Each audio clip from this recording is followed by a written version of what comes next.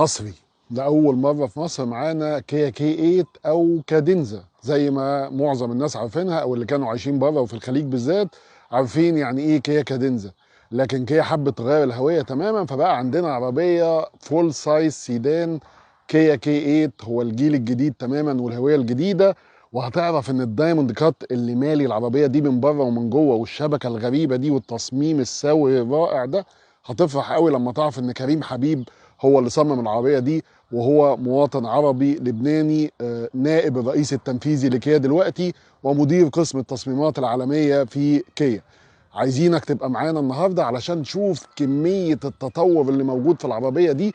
فول سايز سيدان، عربيه اكبر من مرسيدس اي واصغر شويه بسيطه قوي من الاس، وبتقدم مفهوم تاني خالص في الفخامه والامان، وكمان الاداء مع الموتور العبقري الهايبرد اللي لاول مره في الشرق الاوسط معانا برضو. دي النسخه الكوريه اللي فيها باكج كمان مش موجوده في الدول العربيه. خلينا فرجها العربيه دي، وفي الاخر التسعير مفاجاه وهيصدمك في اسعار العربيات اللي موجوده هنا في مصر مقارنه بتحفه زي دي. كي 8 او كادينزا زي ما انتم عارفينها، العربيه اللي اتيحت لينا للتجربه، وكانت تجربه قعدت معانا العربيه 24 ساعه، باتت معايا من امبارح يعني.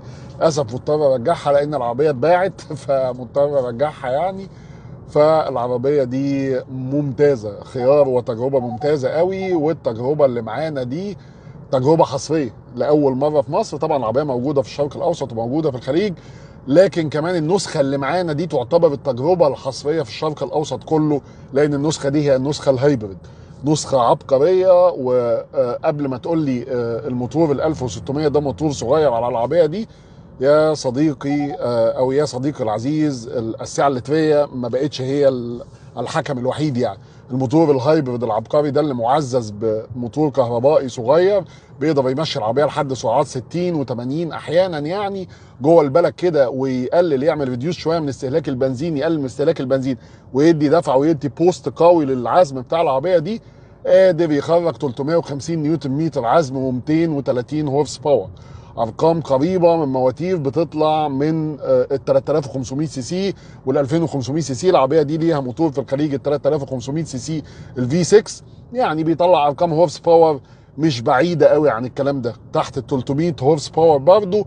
فال 230 هورس باور اللي هنا وال 350 نيوتن متر مع البوست او العزم اللي بيديهم الموتور الكهربائي للعربيه دي مخليين ادائها ممتاز. لما بتدور العربيه طبعا عشان الموتور الهايبرد، العربيه بتبقى شغاله عليه الموتور الكهربائي، ما بتسمع لهاش صوت خالص وما بتحسش ان العربيه ضارت. عبقريه العربيه دي في ادائها. وكنا عملنا تجربه فعليه للاكسلريشن، تقدروا ترجعوا لها على الفيسبوك. 7 اجزاء من الثانيه لحجم زي ده، والعربيه اكتر من 5 متر طول، يعني عربيه سيدان زي دي بس الايروديناميكيه بتاعتها والتصميم المتميزين. ووزن برضه مش صغير، 1590 كيلو جرام. فعربيه متميزه الصراحه اداء. اكسلريشن ما اعتقدش انك هتحتاج من الفئه دي او الفئه الفخمه دي والفئه الفول سايز سيدان دي اكتر من 7 اجزاء من الثانيه في الاكسلريشن. التجربه الفعليه، الاستجابه جيده قوي، بيخدم الكلام ده في 6 سرعات اعتيادي واعتمادي تماما، ونفس المنظومه اللي موجوده في اختها السورنتو الهايبرد، هي منظومه الموتور اللي هنا.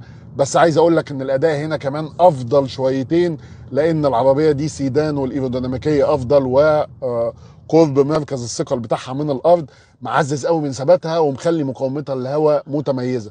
فقدرنا نشوف اكسلريشن افضل شويه من اختها السورنتو اللي بتقطع القصه دي في حوالي 8.8 ثانيه وقرب 9 ثواني. قدرنا نشوف هنا حوالي ثانيه ونص اقل في الاكسلريشن، وده معزز قوي من اداء العربيه دي. انا مش عايز اطول قوي في الرغي في العربيه دي لان العربيه دي مليانه عبقريات الصراحه، لكن عايز اقول لك ان النسخه اللي معايا دي نسخه ثريه جدا جدا جدا. امان لا يمكن ان تتخيلوا، عدد من الاير باجز، الستائر الجانبيه وستائر في المنتصف واير باج للركبه والاير باجز الاماميه، يعني قصه كبيره قوي. اعتقد ان تتخطى 8 اير باجز العربيه دي.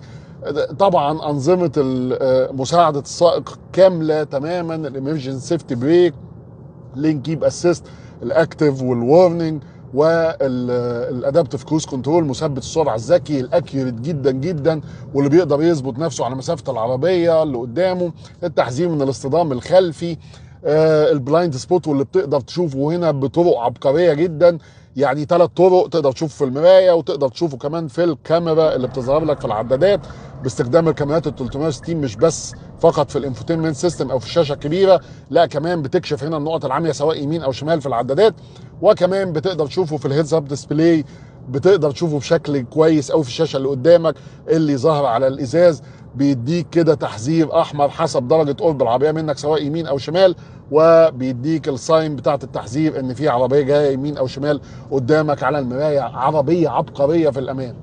مستوى بقى الراحه في العربيه دي متميز جدا جدا، الكراسي مريحه جدا جدا، المساج الرائع والمتميز وقعده الكراسي الرائعه، وكمان العربيه دي لما بتحطها على السبورت مود بتتحول تماما، وزي العربيات الرياضيه وزي العربيات الفخمه من العيله دي زي المرسيدس الاس. المرسيدس الاس بتحتويك لما تروح تدخل ملفات او الكلام ده، وكمان بتحتويك لما تحط على سبورت مود، الكرسي بيضم وبيقفل عليك، والسبورتر بتاع الكرسي يمين وشمال بيقفل على الاجناب عشان يعزز قوي من ثباتك في الكرسي ويحسسك انك دلوقتي هتسوق سواقه رياضيه. حته فخامه كده، العربيه دي مش منسي فيها حاجه خالص. الانفوتينمنت سيستم بتاع العربيه سهل وسلس جدا واستجابته ابداعيه، والشاشه قدامنا رائعه وفيها كل البيانات اللي ممكن تحتاجها. كمان النظام الصوتي اللي هنا لما نيجي عند حته الانفوتينمنت سيستم دي هنلاقي نظام صوتي من ميريديان. النظام الصوتي اللي هنا والله بلا مبالغه يعني يا جماعه، لان انا النظامين الصوتيين انا مجربهم وعندي في عربياتي، ولا البروميستر في مرسيدس ولا الهارمان كارد في بي ام دبليو ينافسوا النظام الصوتي اللي هنا الميريديان اللي بينزل في مجموعه لاند روفر، بتلاقيه في جاكوار. النظام الصوتي الميريديان اللي هنا كمان متعزز لان فيه 12 سماعه و2 سب ووفر، يعني ازيد كمان شويه من اللي بينزل في عربيات جاكوار ولاند روفر. فالميريديان هنا عامل صوت، انا كنت عملت له تيست حتى تقدروا ترجعوا له في الستوريز على الانستجرام. العربيه دي فيها ساوند سيستم رائع، واحد من افضل الساوند سيستم اللي جربتهم في حياتي، ويتخطى الفوكال العبقري من المجموعه الفرنسيه بي اس اي. يعني واحد من الانظمه الصوتيه الرائعه الصراحه اللي انا جربتها، ومش هتفهم الكلام اللي انا بقوله ده الا لما تجرب فعلا. يعني العربيه خاماتها رائعه، والالكنتارا في السقف وفي الجناب وفي القوايم، الخشب الحقيقي وملمس الخشب الحقيقي والسوفت تاتش في كل مكان، والستيتشنج الرهيب، وكل حاجه في العربيه دي الكروم ملمسه كروم. كل حاجه في العربيه دي ممكن تتخيلها، كل اشكال والوان الفخامه التي تتخيلها. الكراسي تقدر تتحكم فيها وانت قاعد ورا، كمان الساوند سيستم والميديا والانفوتينمنت سيستم تقدر تتحكم في كل الميديا وتعلي وتوطي وتغير التراك وتتحكم في المود وانت قاعد ورا الناس اللي قاعدين في الكنبه الخلفيه، لان العربيه جايه تقدم حته الفخامه شويه، ولو عايزها في حته البيزنس كلاس هتلاقيها بتديك اداء جيد قوي في الحته دي، خصوصا ان طول العربيه دي اكتر من 5 متر، فده معزز قوي قوي من مساحتها، وكمان مخليها متفوقه في الحجم على اختها الازيره من هيونداي الشهيره. العربيه دي اطول من اختها واكبر من اختها، شنطه سعه 510 لتر جباره. يعني العربيه دي مش ناقصه حاجه صراحه. السقف البانوراما، الفئه اللي معايا دي كامله متكامله اللي بتنزل فيها كل حاجه.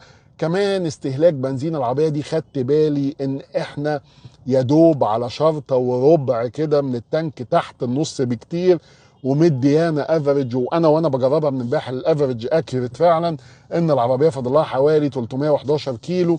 كانت امبارح معايا بعد الحرق وتجارب التسارع والكلام ده كانت 350 354. الباتري الهايبرد مخليه استهلاك البنزين في العربيه دي افضل من الموتور اللي في الخليج، يعني ضعفين اعتقد، يعني لان العربيه دي تقدر اعتقد بالتفويله تديك اكتر من 800 كيلو، 850 لقرب 900 كيلو على حجم زي ده، اعتقد جباره. لان العربيه 3500 سي سي، المواتير الفي 6 مواتير مش استهلاكيه قوي على فكره، لكنها مواتير بتستهلك بنزين اكتر من الموتور الهايبريد العبقري ده في الفئه دي. فالعربيه دي عبقريه الاستهلاك الصراحه، وشايف منها ان التفويله ممكن تديك قرب 900 كيلو، وده رقم ممتاز. وهنا يجي دور فكره الهايبريد او الموتور الكهربائي الصغير العبقري اللي بيمشيها جوه المدينه على سرعات بسيطه. فالعربيه دي عبقريه الاداء. طبعا التحكم في الميديا اللي انتوا عارفينه من كيا، اللي هو تقدر تغير ما بين التكييف وما بين الميديا، تتحكم في المزيكا او الكلام ده، وانماط الراديو والميديا. فالموضوع يعني عايز اقول لك ان الشاشه حتى اللي قدامنا هنا التاتش دي مع الشاشه الكبيره، العربيه عبقريه في الحته بتاعتها الصراحه. والفتيس اللي هنا الشيفت باي واير شكله متميز، حتى شكل الكونسول الجميل الطاير اللي قدامنا ده، مع تسخين وتبريد الكراسي وتسخين لكراسي ورا، الكراسي الفنتليتد، التبريد ده حاجه متميزه قوي، مش هنشوفها الا في العربيات الكوري دي. مش ناقصك حاجه في العربيه دي. فاضل بقى المفاجاه اللي اقولها لك، ان العربيه دي بتبدا من 1,700,000، وفيها كل انظمه الامان والسلامه، فيها الكرسيين الكهرباء، فيها الفرش الجلد، فيها كل ما يمكن ان تتخيله. ما بينقصهاش بس غير البانوراما والشنطه الكهرباء ورا والامبيانت لايت الشيك اللي موجود هنا ده، الصراحه هو جميل قوي. لكن نازله كامله باكج كامله بالشاشه الكبيره بكل حاجه، بكل انظمه الامان والسلامه دي، بكل حاجه مش ناقصه، ب1,700,000، بثمن الاوكتافيا وثمن يقتضي الكورولا وثمن السيات ليون الاف ار اللي النهارده بعض التجار بيقولوا 1,600,000، عشان تعرف انت بيضحك عليك قد ايه. مش مهم انك تشتري عربيه زي دي، انت حر، حتى لو بتقلق وتقول هصينها فين والكلام ده، معاك حق. بس شايف التسعير، العربيه دي ارخص من اختها كيا سبورتاج الجي تي لاين النسخه الفاضيه اللي بتجيلنا مصر. شكرا، وكان معاكم محمود خيري في تجربه جميله ولكشف الحقائق.